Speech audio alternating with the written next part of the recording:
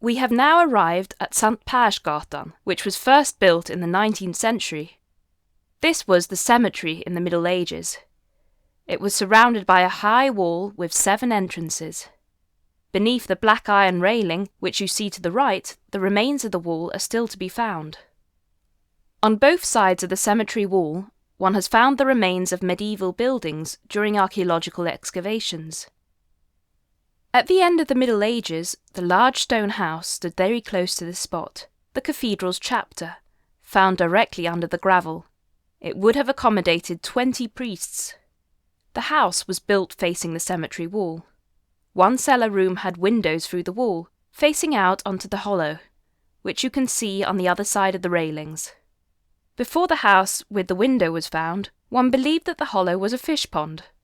That would have meant that fish would be able to swim right through the window, which is not very likely. Sand was extracted from the hollow and used for mixing the mortar needed in the construction of both the castle and the cathedral. The whole area lies on a boulder ridge with no shortage of sand. In the castle garden, on the other side of the wall, foundations were also found. Right here, beside the hollow, lies a square towered structure.